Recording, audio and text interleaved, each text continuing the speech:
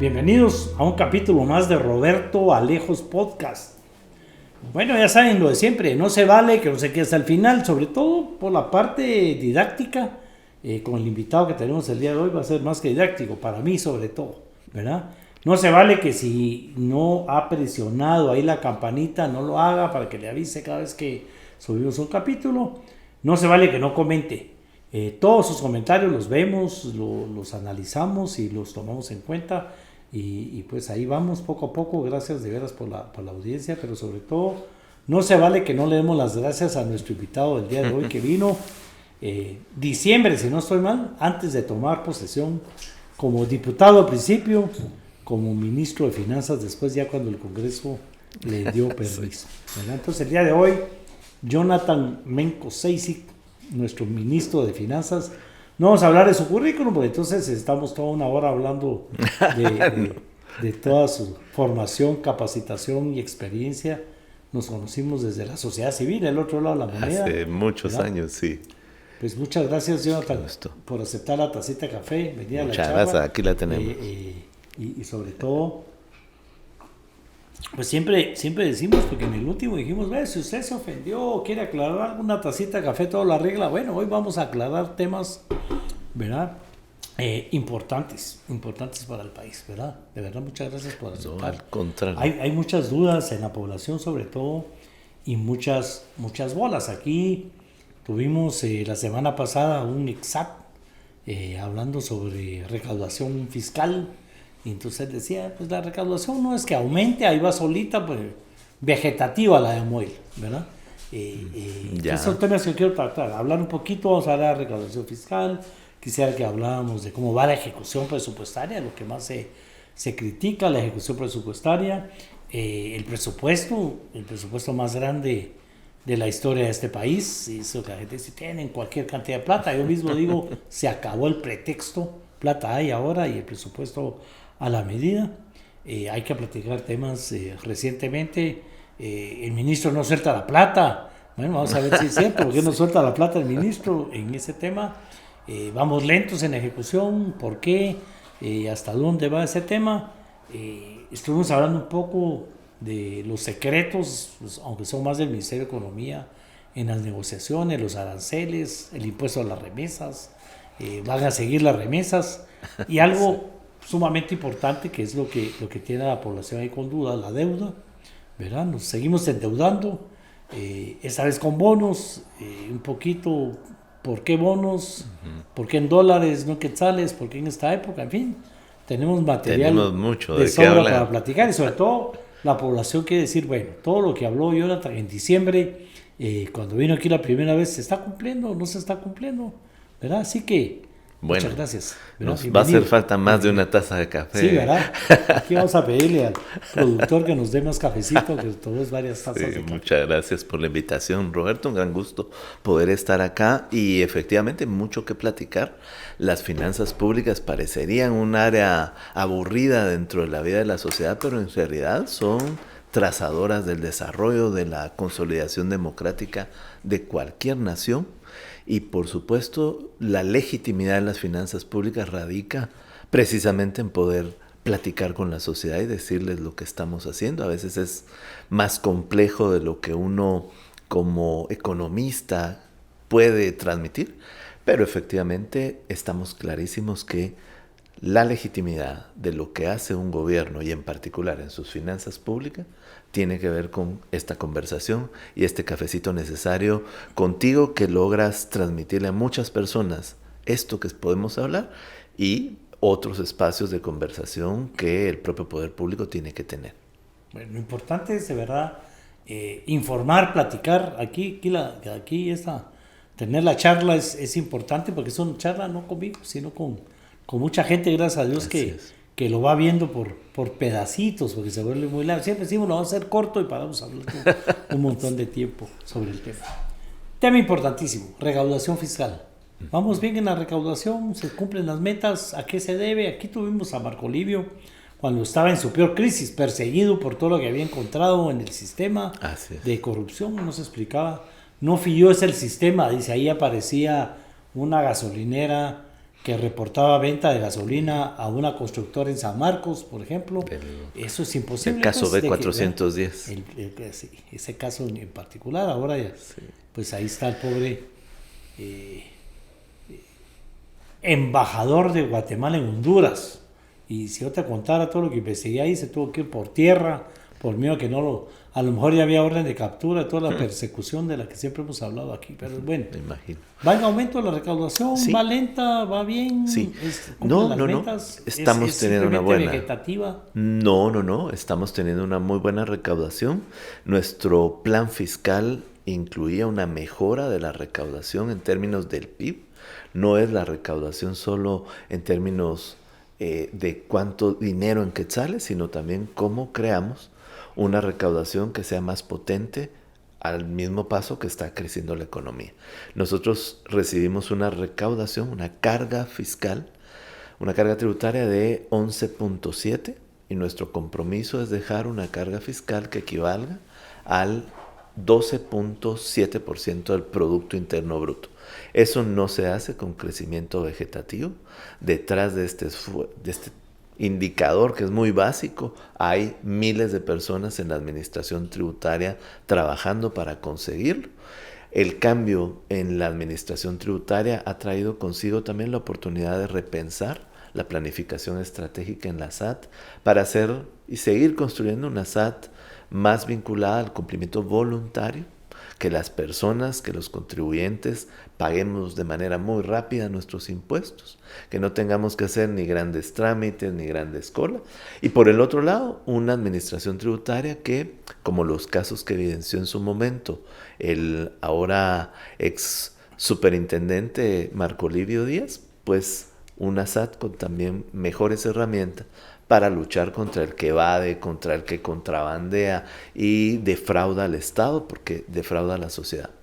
No es un crecimiento vegetativo, es un crecimiento inteligente de la recaudación, y como nosotros comprometimos en el plan de gobierno, en estos 4 años tenemos que hacer con la recaudación una mejora de la productividad de los impuestos actuales, y no vamos a crear ni nuevos impuestos ni a cambiar las tasas de los impuestos actuales.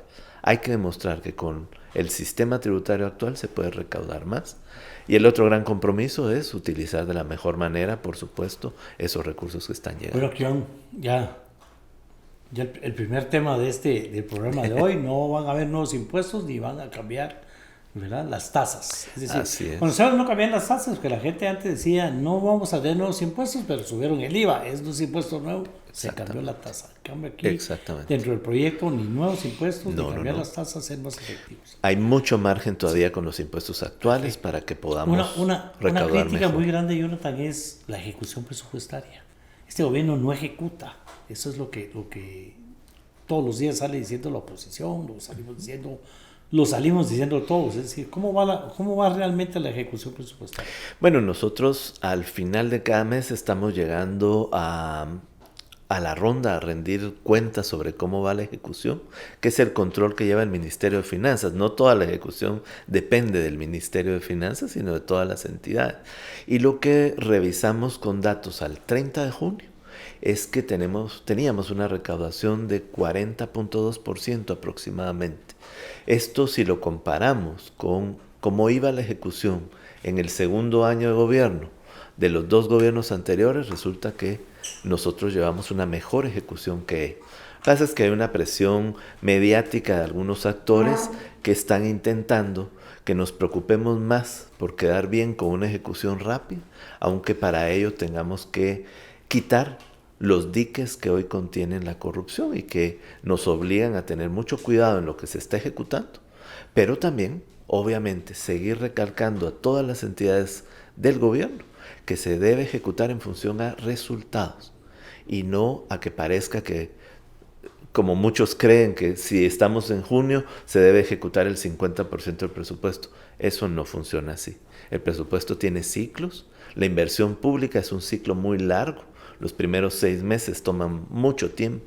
Toda la organización, las licitaciones, la asignación de los fondos, y el segundo semestre comienza a ser más acelerado en la inversión pública.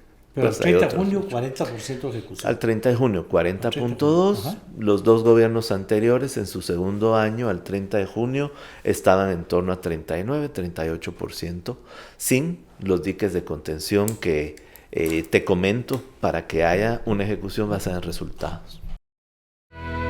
Yo no sé si me he explicado bien en el tema de Anestil Gotas, un producto que es fácil de encontrar en las farmacias.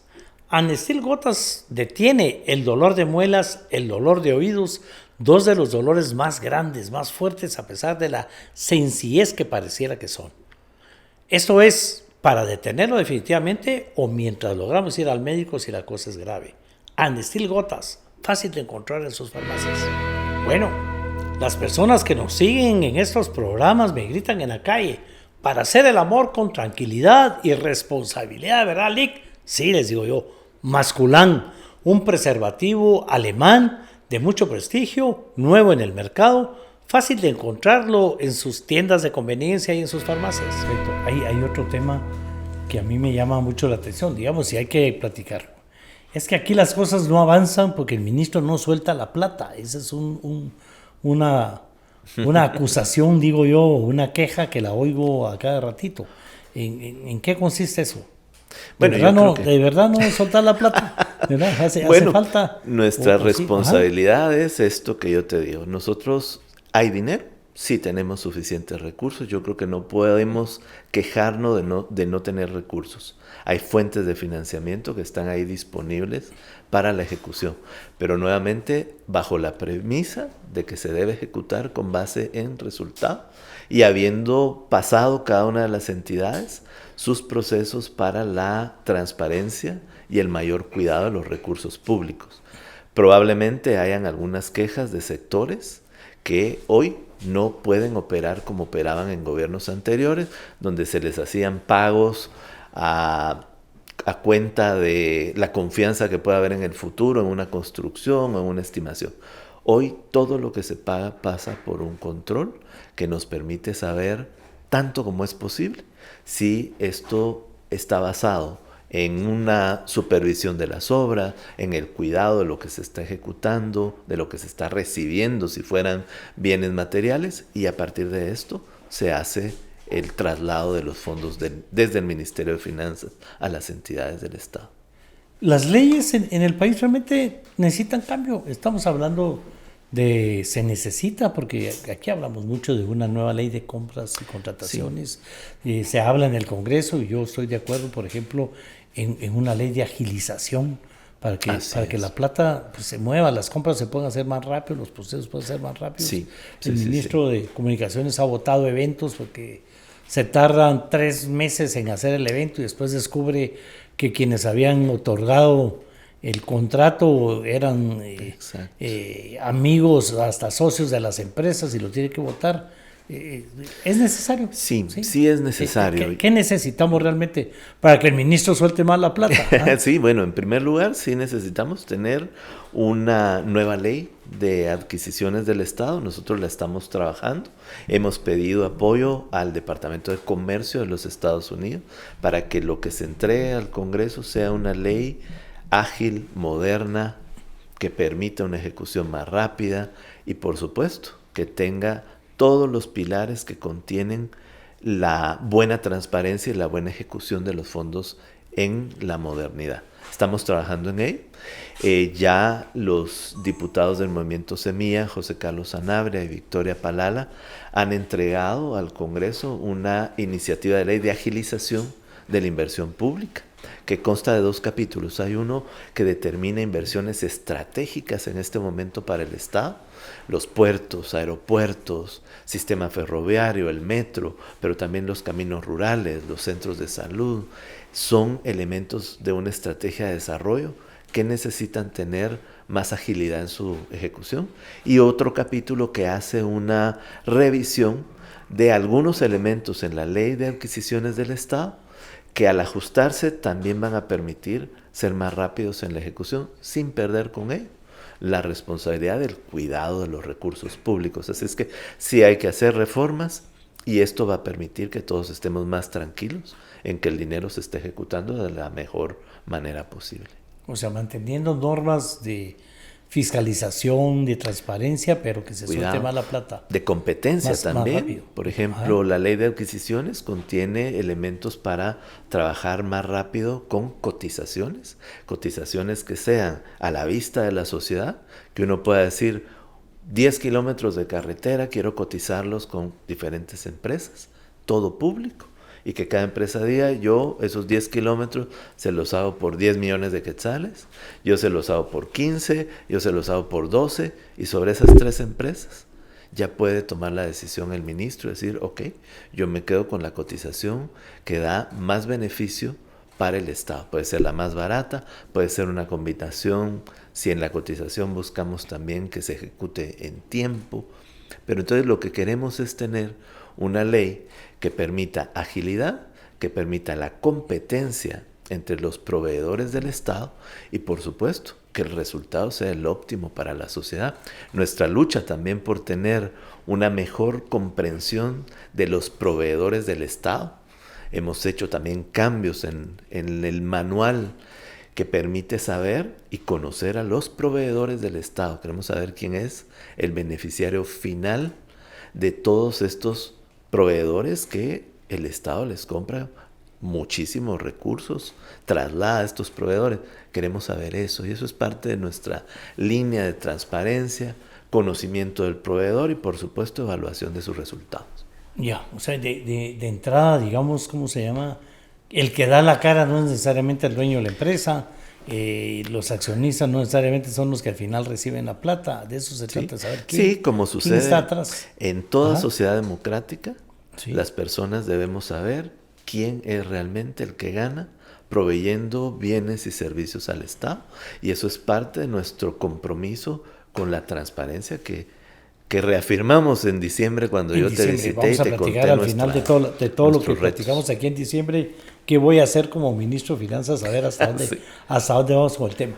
Me llama mucho la atención, digamos, el hecho que dijiste que se está haciendo de acuerdo a las normas americanas. La nueva ley de contrataciones. Sí, y todo, digamos, todo lo que es manuales y todo el tema. Es que hay experiencias modernas en América Latina que permiten construir una institucionalidad más ágil para las contrataciones que hace el Estado, pero también más transparente, más cuidadosa de los procesos.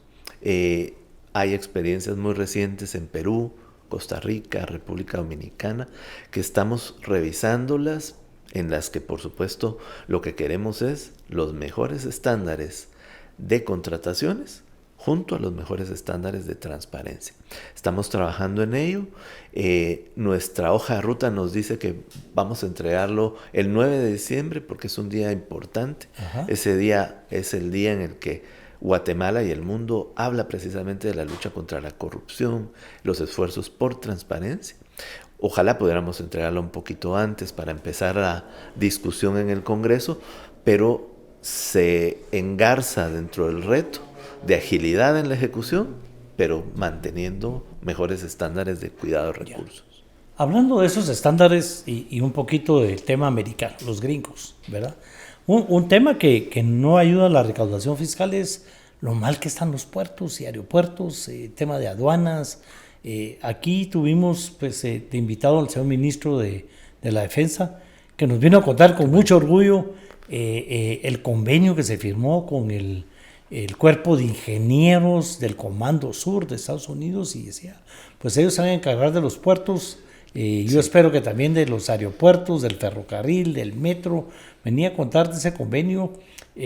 Realmente, digamos, ahorita funciona mal el tema puertos, ¿verdad? Sí, bueno. La cola de barcos que hay ahí, eso no ayuda a la recaudación, ni a las finanzas del país. No, ni a nuestra capacidad de crear condiciones para un país que no crezca 4% como nosotros lo hemos vislumbrado si se ejecuta toda la política fiscal y económica del gobierno, sino que crezca 6%. Hoy, una de las principales limitantes del crecimiento, de la inversión, del empleo y por lo tanto del bienestar son los elementos básicos del crecimiento económico: puertos, carreteras, producción de energía, aeropuertos.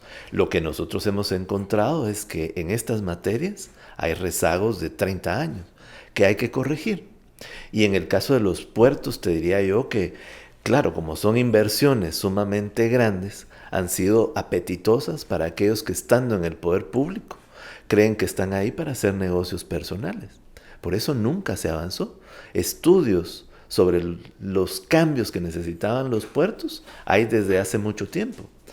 El presidente de la empresa portuaria Quetzal, justo hace unos días me decía, hoy tenemos el nivel de comercio en el puerto que se previó que iba a ser en el año 2045.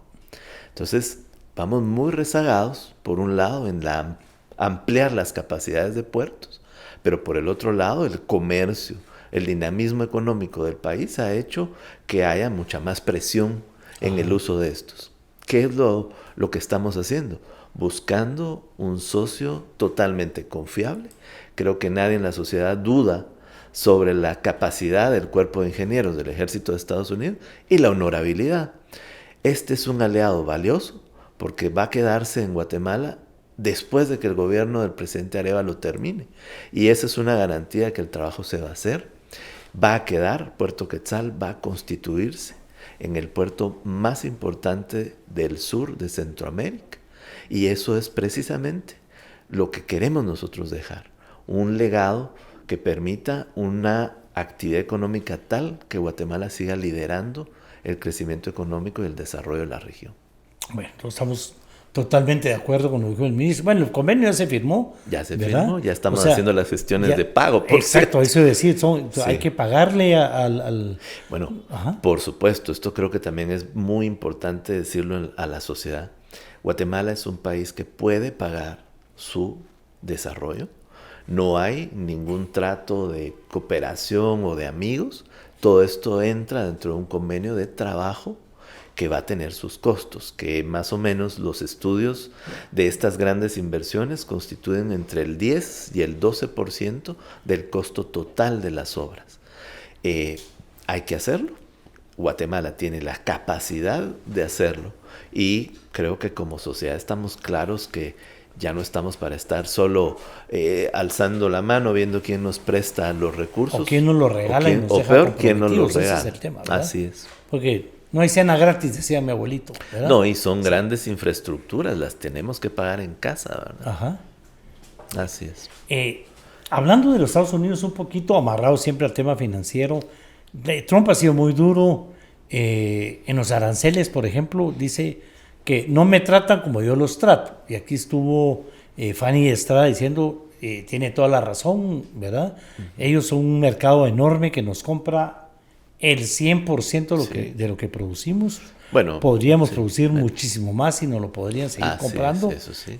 Hablando del mercado de Estados Unidos, porque también nos explicaba que ya más de la mitad se va a Centroamérica, no dependemos ya de los Estados Unidos, como México, que sí su economía, totalmente el 80 y pico % de sus exportaciones se van a Estados Unidos, la nuestra no. Pues nos explicaba ella que podríamos estar produciendo el doble, sobre todo en el tema de estos productos no tradicionales, si ellos no lo comprarían. Pero pues no sabemos que los aranceles nos van a afectar, nos van a dejar de comprar. Bueno, es un convenio secreto, y aquí estuvimos hablando de este tema. ¿Por qué secreto? Yo sé que es del Ministerio de Economía, pero ¿por qué crees que está manejando el tema en secreto? Sí. Bueno, sí, efectivamente no es tanto mi competencia del tema. Yo intuyo que ahí hay temas más bien de seguridad que son importantes mantener en reserva por las estrategias de lucha contra el narcotráfico, por ejemplo, contra el crimen organizado. Lo desconozco. Sí considero que el mercado estadounidense sigue siendo un mercado vital, aunque ya una tercera parte de nuestras exportaciones van a Centroamérica. Estados Unidos tiene una economía sobre la cual cualquier país abierto al mundo como lo es Guatemala, quiere tener un pedacito de ese comercio. Ajá. Así es que hay que entender las reglas del juego que han cambiado y sacar el mejor provecho de esto que está sucediendo. Eso incluye, digamos, también temas como las remesas. Nos puso 1% de impuesto a las remesas que no existían. ¿Nos va a afectar esto?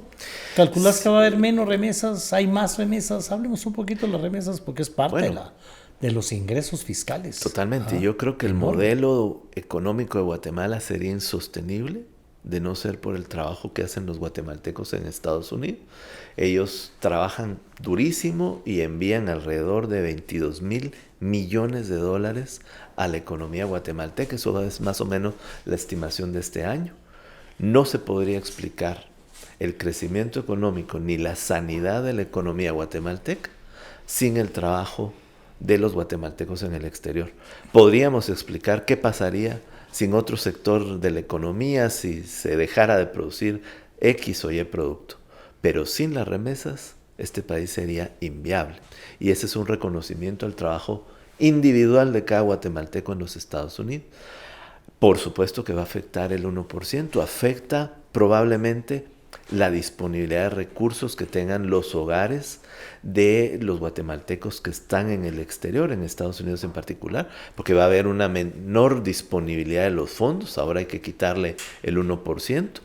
Puede ser que, siendo los guatemaltecos como son, envíen ese 1% más para no afectar el ingreso disponible de sus familias. Eso también podría suceder. Y, por supuesto, la suerte, en todo caso, en medio de esa medida, es que ya no son 5%, sino 1%. Creo que eso es algo que, en términos macroeconómicos, no tiene un gran impacto.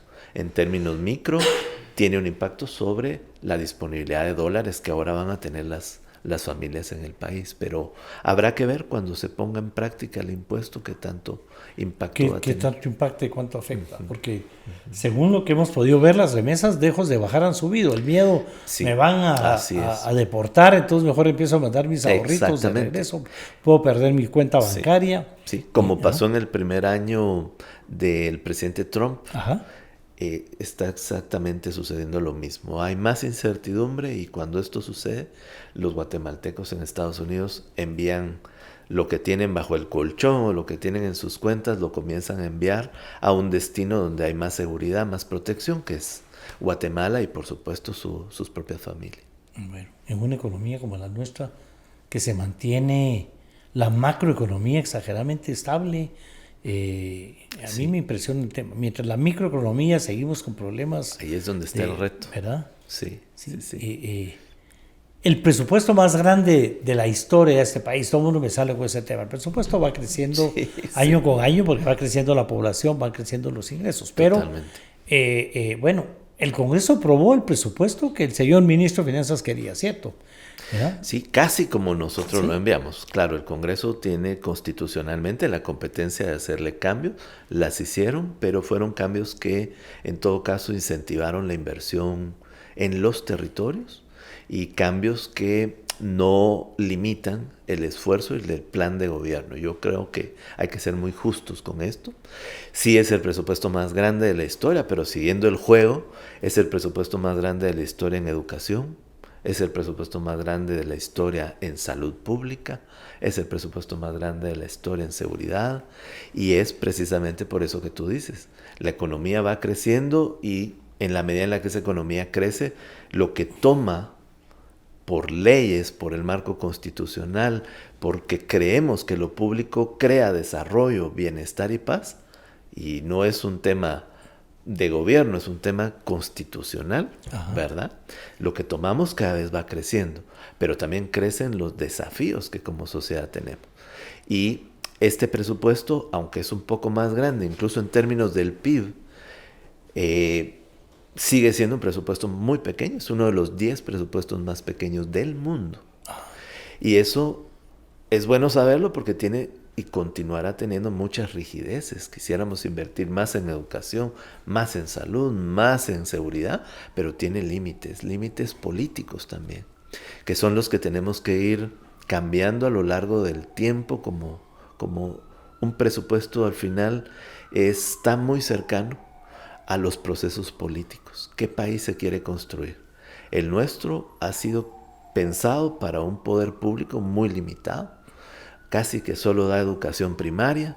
Hasta el año pasado se volvieron a abrir plazas para ampliar la cobertura de la educación básica y diversificada.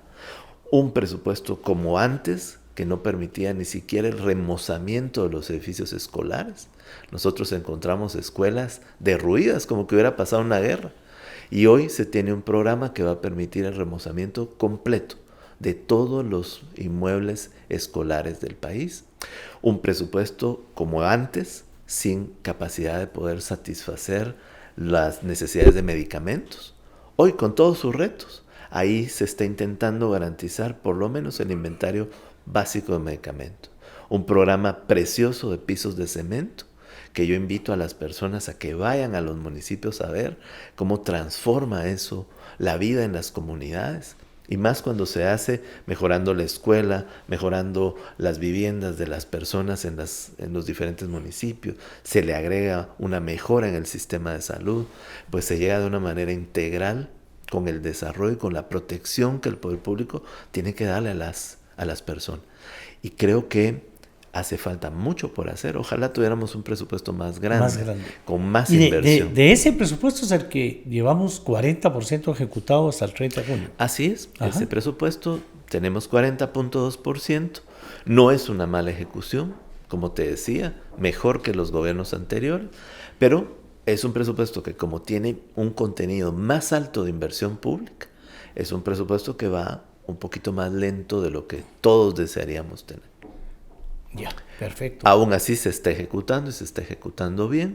Nuestra perspectiva, de acuerdo a lo que nos ha dicho cada ministerio, cada secretaría, es que terminemos el año con una ejecución entre 92 y 97%. Bueno, eso sería lo ideal. Eso, bueno. Jonathan, hablemos del tema que ha ocupado las noticias en los últimos días y esta semana, los bonos.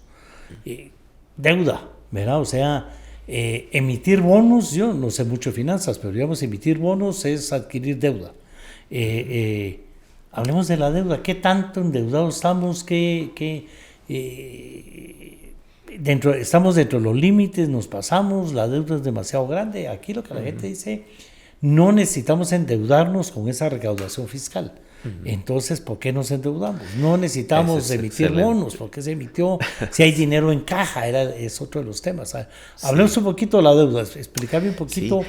Bueno, ¿es necesaria la deuda? ¿Y hasta dónde está? Sí. ¿Cuál es el límite? Sí, excelente. Bueno, ¿los bonos es una forma de endeudarnos? Sí.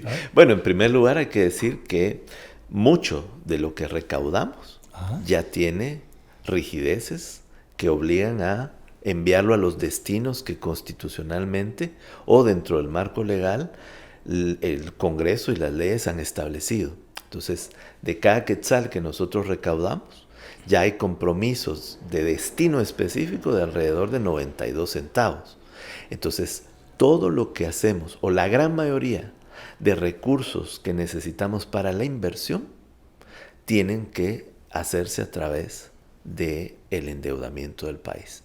Aquí hay que hablar de una reforma estructural de la política fiscal, pero en este contexto y en este momento eso no está dentro de las posibilidades de una discusión madura y a profundidad. Entonces, el Estado de Guatemala lo que tiene que hacer, porque hay tantas rigideces por el lado de los ingresos ordinarios, es que tiene que buscar líneas de financiamiento para hacer casi toda la inversión, como te decía. Eso significa que tenemos que ir cada cierto tiempo a buscar quién presta recursos, siempre buscando la mejor tasa de interés, buscando las mejores condiciones para el Estado de Guatemala. Y por supuesto, este año no ha sido la excepción. El Congreso aprobó el presupuesto, incrementó la inversión. Hubo una discusión muy enriquecedora en la Comisión de Finanzas, porque nosotros presentamos, van los primeros recursos para el metro y van otros esfuerzos que apoyan el desarrollo urbano, y muchos congresistas distritales dijeron, pues hay que apoyar el metro, hay que apoyar esos esfuerzos, pero no podemos apoyar si no se cuida también las necesidades de inversión en lo rural. Y tienen razón, el desarrollo debería de concebirse como un desarrollo que cierra brechas entre lo urbano y lo rural. ¿Qué pasa con eso? Que igual inversión muy buena puede tener réditos en crecimiento económico, en bienestar, pero necesitamos fondos para salir a buscar. Y la plata que hay en caja, o sea, no necesitábamos endeudarnos si tenemos plata en caja.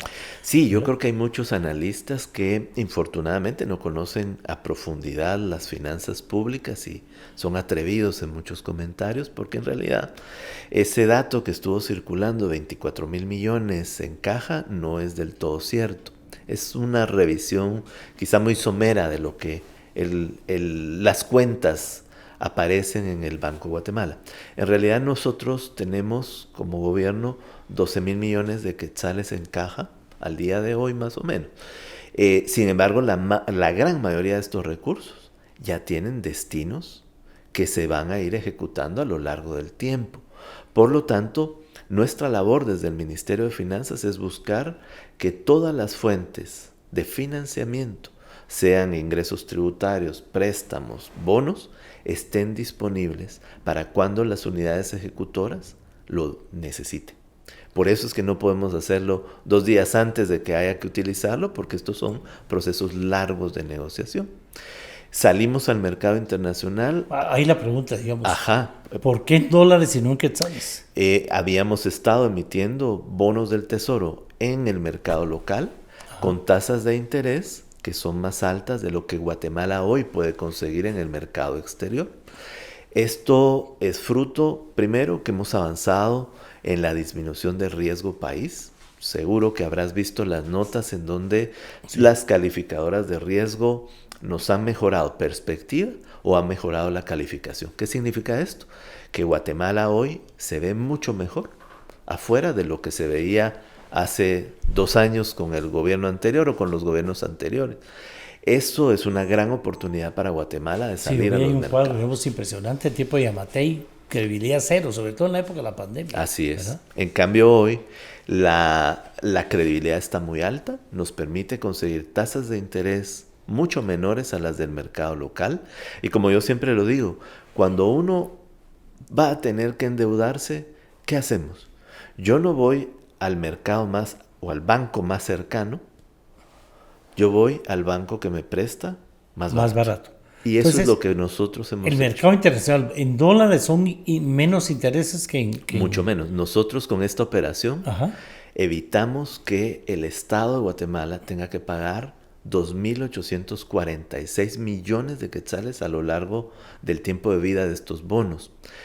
Esos son recursos que en el futuro, como no los vamos a utilizar para pagar intereses, los utilizaremos precisamente para programas de pisos de cemento, para poder invertir en el metro, para salud. Ahí está otra duda, digamos, pues es en el tiempo. ¿Por qué tan largo el tiempo? O sea, no, bueno, yo no sé finanzas, pero la gente me dice, hay que endeudarse a 10 años, a 15 años para renegociar después, para ver la tasa de interés. Pues el ministro se endeudó a 30 años. Sí, mira, lo que nosotros encontramos es que si seguimos a 10 años, ya lo que el Estado de Guatemala tiene que pagarle sobre bonos que emitieron gobiernos anteriores, bajo esa lógica de todo cerca, es que entre 2035, 2036 y 2037, más o menos vamos a tener que pagar el Estado de Guatemala 2.500 millones de dólares cada uno de esos años.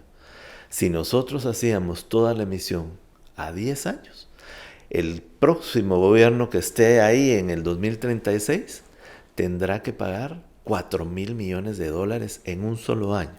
Eso es irracional. Eso sí puede poner en dificultades la sostenibilidad de las finanzas públicas. Lo que hicimos fue trasladar a futuro una deuda que, con el crecimiento económico que tiene Guatemala, en 30 años, pagar esos 700 millones de dólares no va a tener el peso que tendrá pagarlo dentro de 10 años, ¿verdad? Y digamos, el Fondo Monetario Internacional recomendó que lo hicieran en quetzales, no en dólares, que se hiciera... ¿Qué en su visita, por cierto, fue una visita que también, como resultado de la misma y del comunicado del fondo, nosotros salimos al mercado con una expectativa de los inversionistas muy grande. Nosotros salimos a buscar 1.500 millones de dólares y por primera vez en la historia de Guatemala teníamos 6.000 millones de dólares de inversionistas queriéndolo prestar. Eso nunca había pasado. 4 veces más de lo que nosotros necesitábamos. El Fondo Monetario lo que ha dicho es que debemos ayudar a construir y a fortalecer el mercado doméstico, el mercado nacional. Eso significa seguir emitiendo bonos en Guatemala y tener la comprensión de que el mercado crece mucho cuando el actor más importante, que es el gobierno, sale con sus bonos.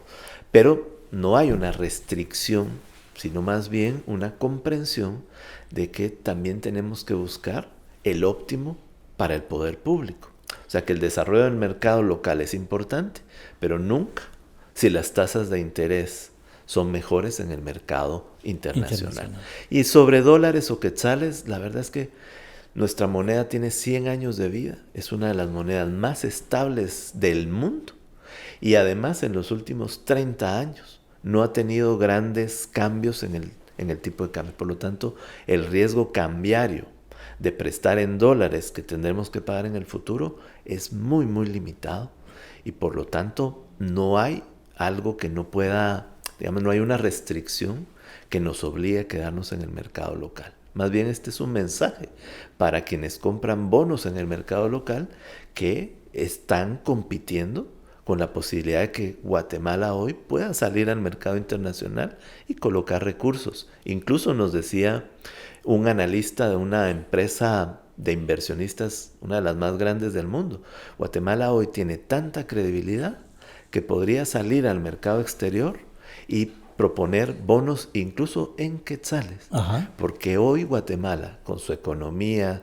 su moneda, da mucha certidumbre a los inversionistas que son de largo plazo. Comprarían los bonos que salen en quetzales. Imagínate. Pero dentro de ese contexto, digamos, por ejemplo, el yen japonés ofrece una tasa muchísimo más baja. ¿Por qué no cotizamos yens? O sea, estoy es muy lindo realmente. No, al contrario, porque en realidad hay que hacer una estrategia de financiamiento y esto tiene que ver mucho con quienes tenemos relación comercial. El dólar continuará siendo hoy y en el futuro la moneda más importante para cualquier transacción en cualquier parte del mundo. Por lo tanto, los dólares, está muy bien tener deuda en dólares porque siempre vamos a tener flujos de dólares para poder hacer frente a los pagos futuros. Si hay toda una discusión en este momento en el mundo y en América Latina sobre emisiones en otras monedas, puede ser en euros, puede ser en yenes, puede ser en monedas locales. Jamaica, Uruguay, República Dominicana han emitido en sus propias monedas. Nosotros somos muy cuidadosos con la estrategia de financiamiento y todo lo estamos evaluando, pero hoy por hoy emitir en dólares sigue siendo una estrategia de emisión cuidadosa y que no pone en ningún riesgo la sostenibilidad ni de la economía guatemalteca ni de las finanzas públicas, sobre las cuales tenemos la responsabilidad de dejarlas mejor de como las encontramos. Y nuestra capacidad de pago, es decir, la deuda, o sea, estamos endeudando más al país, es lo que la gente dice en la calle, nos están endeudando más. O sea, ¿crece la deuda? Sí crece. Bueno, aquí otra vez la medición, si uno no tiene ánimos de profundizar en el análisis, la medición es cuánto es el monto de la deuda en quetzales. Si uno se toma el tiempo y hace las mediciones como lo hacen las calificadoras de riesgo, el Fondo Monetario, que son mediciones más precisas, el análisis es sobre el saldo de la deuda en términos del Producto Interno Bruto. Nosotros encontramos ese saldo en 27.2% del PIB. El saldo de la deuda pública de Guatemala es uno de los más bajos también del mundo. Y al finalizar el año 2024, ese saldo de deuda bajó del 27.2% que encontramos al 26.3% del PIB. Es decir, nosotros también por ese lado estamos cuidando las finanzas. Sí hay que tener clara una regla que yo creo que es importante. En tanto los déficits fiscales sean menores al crecimiento de la economía, podemos ir bregando con el uso de deuda sin comprometer las finanzas públicas o la propia economía. Y eso es lo que nosotros estamos haciendo. Bueno, digamos, lo que ve uno con los analistas, los críticos y todo. No tenía que endeudarse porque hay plata en caja. Ya hablamos del tema de la plata en caja. Tenía que haberlo hecho en quetzales, ¿verdad? Porque en dólares pagamos más intereses. No había que hacerlo ahorita. Hubiéramos salido con 500, que es el mínimo, ahorita y salir más adelante con eso. ¿Por qué se hizo a largo plazo? Pero la población lo que dice es, ¿en qué nos lo vamos a gastar? Exactamente. ¿Verdad? Porque no vemos la obra todavía. Entonces, ¿para qué van a servir realmente los bonos? ¿Qué puede esperar la gente de esa plata? Sí. ¿Cuánta plata es y qué nos vamos a gastar? Esa es la gran pregunta, ¿verdad? Porque al final, ¿para qué queremos el dinero?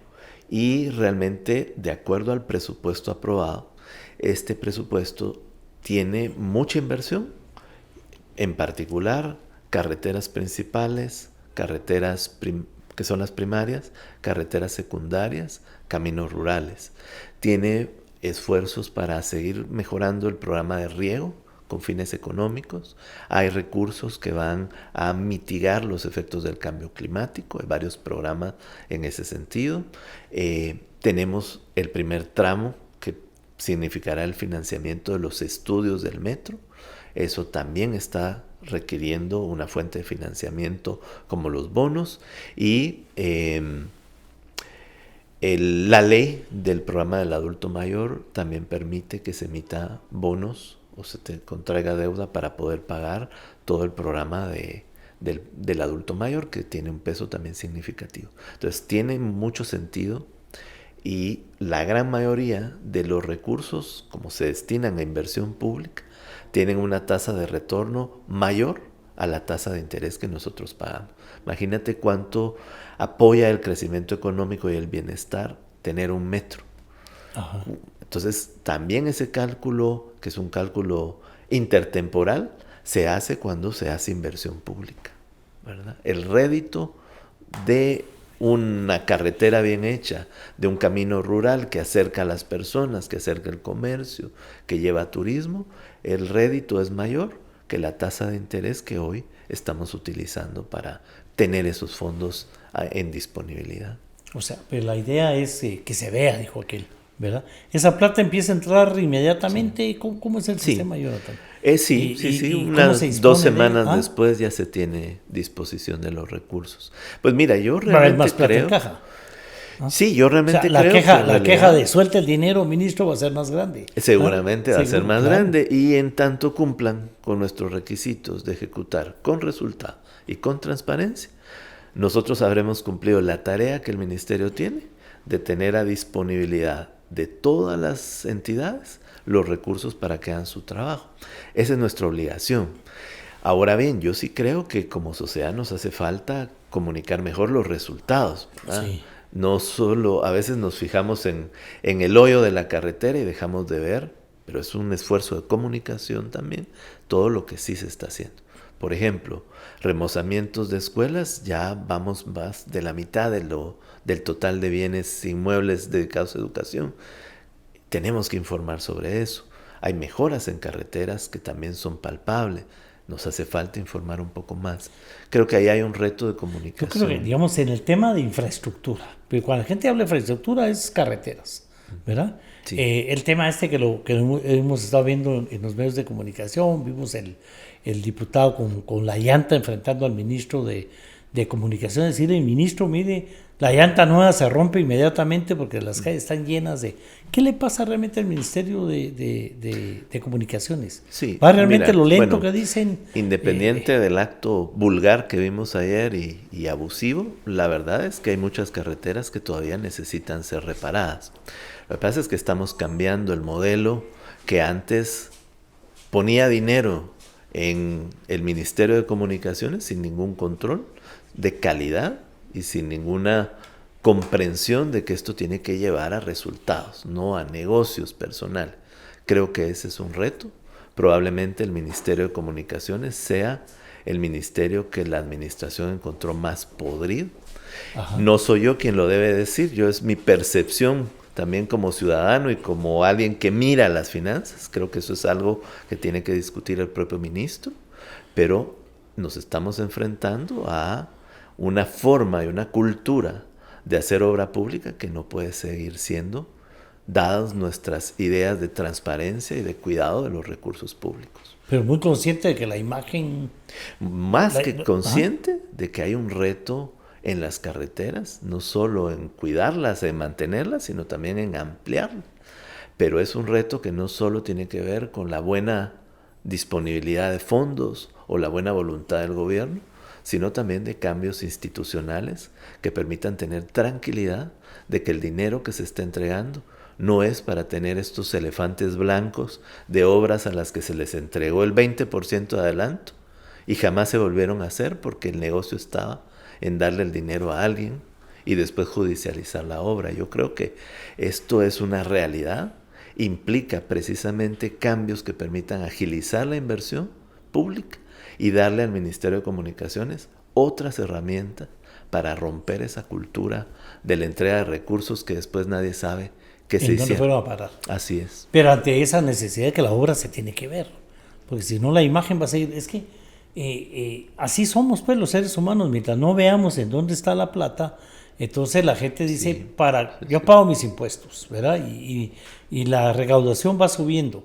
Tienen el presupuesto más grande de la historia y ahora emitiendo bonos en dólares para ganar más plata y cada vez que voy a mi pueblo me tardo 2 horas más de lo que me tardaba antes, ¿verdad? Y lo peor es que vamos a seguir en ese sistema porque lo que hemos visto en los medios de comunicación, vimos a Samuel Pérez cómo le fue a gritar al sindicalista Jovel, vimos al diputado Luis Aguirre cómo enfrentó al ministro de Comunicación. Ese es un estilo de hacer política que ya no se va a cambiar, porque la gente está como se siente como que fueron ellos los que le fueron a gritar al ministro, y el diputado lo sabe, ¿verdad? Las fiscalizaciones que está haciendo Evelyn Morataya en los centros de salud, y va a encontrar eso en unas condiciones. Entonces hay que estar conscientes de que eso va a seguir, no va a cambiar.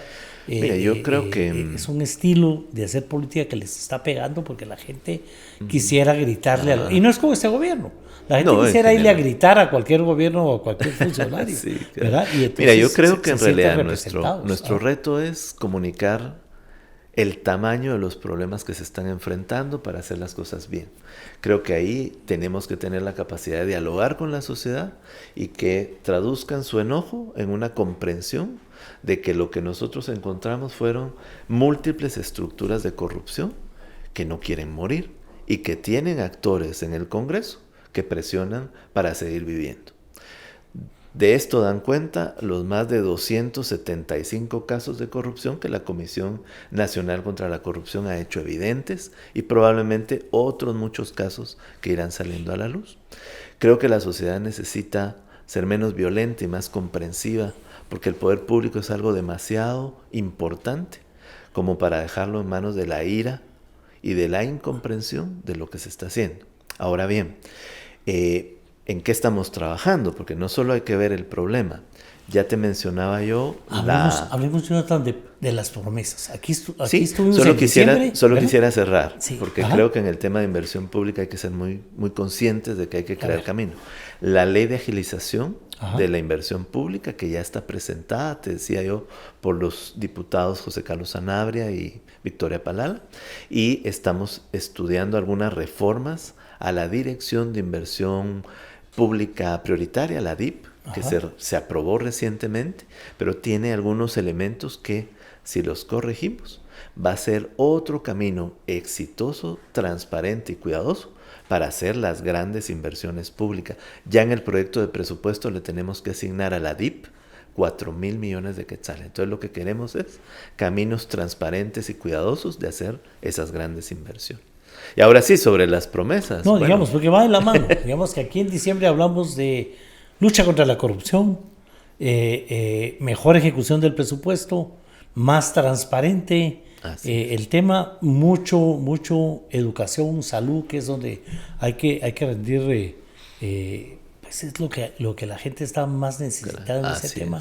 Digamos, ¿cómo van esas promesas de campaña? ¿Qué ha hecho Jonathan Mencos como ministro de Finanzas en lo que vino a ofrecer aquí en diciembre? ¿Cómo va la cosa? Bueno, mi compromiso es exactamente el mismo de la campaña electoral, el mismo que hablamos en diciembre cuando te visité. Y por supuesto, lo que sí puedo decir hoy, con más canas y más conocimiento del poder público, es que encontramos instituciones bastante más debilitadas de lo que nosotros nos imaginábamos. Sin embargo, todo lo que compete al Ministerio de Finanzas, el plan fiscal de aumentar la recaudación, cuidando siempre la productividad de los impuestos y no tanto creando nuevos impuestos, está ahí, latente. Todos los esfuerzos de transparencia, el Ministerio de Finanzas Públicas ha sido transformador, hemos ampliado la información pública, ahora tenemos un programa muy fuerte de llegar a discutir con jóvenes qué se está haciendo, cómo es la política fiscal, cómo se manejan las finanzas del Estado.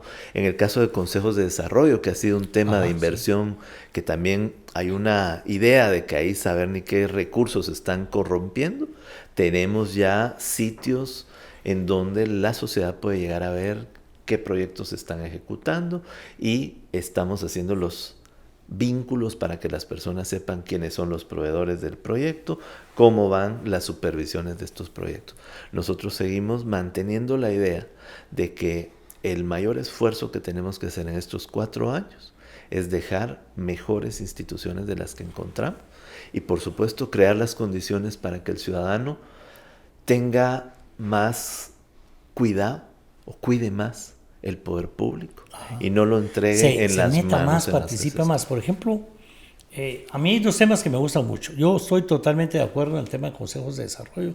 Yo creo que si la plata va a los alcaldes, a través de los diputados, no hay de otra, es un tema de que se pongan de acuerdo los diputados con sus alcaldes, pasa por el sistema de consejos de desarrollo, la obra se va a ver. Así es. Pero la población tiene que participar más en fiscalizar la obra y en ver que la obra se agilice. Sí, en la decisión de la obra, qué obra es la prioritaria en el territorio, cómo se va a construir, quién la va a construir y qué resultado tiene la obra. Y que se vea rápido. Pero mira, los consejos de desarrollo tienen hoy más o menos 100,000 personas involucradas a lo largo y ancho del país haciendo un poquito de este trabajo. Ojalá tuviéramos a las 17 millones de personas viendo la inversión involucradas en el tema. Es nuestro trabajo, quizá no los 17 millones, pero ampliar un poquito más. Todas las personas del municipio X deberían de estar enteradas de lo que se va a hacer en inversión municipal, de consejos de desarrollo o del gobierno central. ¿Qué les digo? No se vale solo criticar, hay que participar. Yo creo que... O no se vale no fiscalizar, porque es nuestra plata. Que ahí está el reto y además es un reto compartido con la administración pública. Pero lo otro es que creo que nosotros, junto a la sociedad, compartimos la idea de que el poder público no puede volver a estar en las manos de aquellos que lo que tenían en el poder público eran negocios personales. Yo creo que ese es uno de los legados que esta administración puede dejar, la posibilidad de una transparencia que haga que nunca se pueda retornar a la opacidad que había antes. Hay que cambiar la compra de medicamentos, por ejemplo. Ese es un tema que me preocupa mucho. Sí, programas como los de UNOPS que pueden ayudar a tener compras más baratas. Este es un programa que incluso si se vence el medicamento, se le devuelve a UNOPS y ellos lo cambian por medicamento vigente. O sea, tenemos que ir encontrando. Ley de medicamentos. Ahí está Evelyn Morataya con una propuesta. Roberto Arzú, ese es su caballito de batalla. Se necesita cambiar la ley realmente. Urge eso. Yo creo que hay muchos mecanismos y tal vez te diría que después de venir a visitarte en diciembre del 23 al día de hoy, lo que yo entiendo que es más importante de un ministro es entender los problemas y buscar 5 posibles soluciones, porque no nos podemos quedar con una única solución. Si hay un cambio legal que mejore el acceso a medicamentos, que los va a abaratar, hay que pensar en él. Si el convenio con UNOPS abona a darnos como resultado medicamentos más baratos y en una disponibilidad que sea buena para el subsistema público de salud, hay que buscar. El arte de la política y de un funcionario, no sé si tú coincidirás, es buscar soluciones frente a los problemas. Claro, y soluciones rápidas. Y a eso nos estamos dedicando. Rápidas, sanas y que podamos vivir con la conciencia tranquila de lo que estamos haciendo. Muy bien.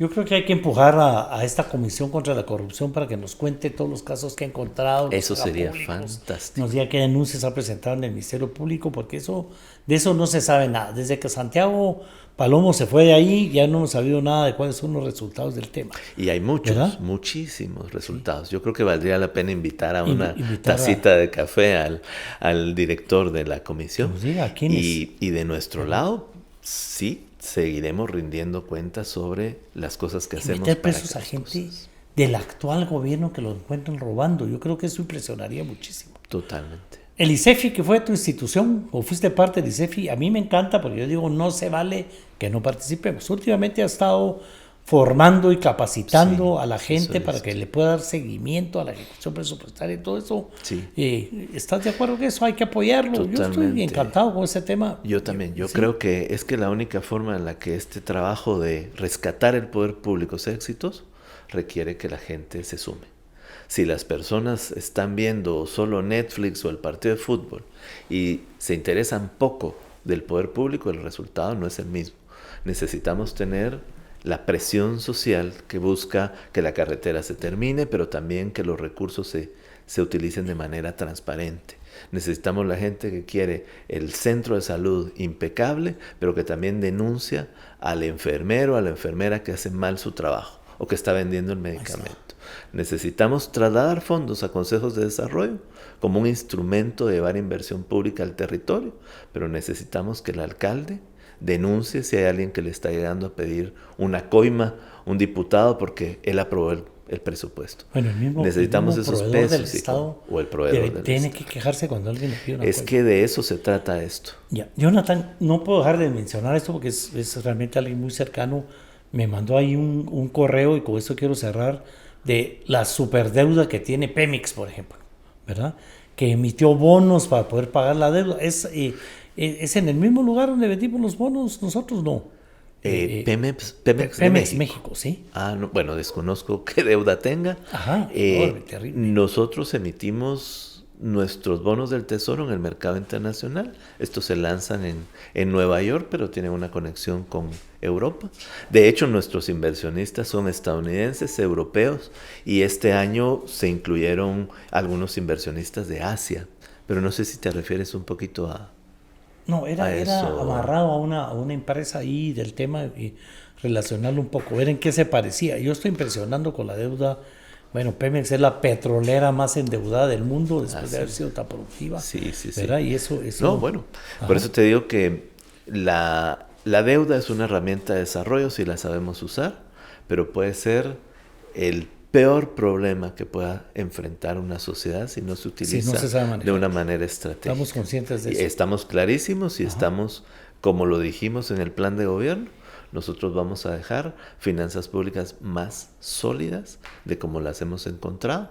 Lo que sí estamos haciendo es pedirle más a la estrategia de política fiscal, por eso emitimos bonos, pero cuidamos que impacten con inversión, empleo, crecimiento económico.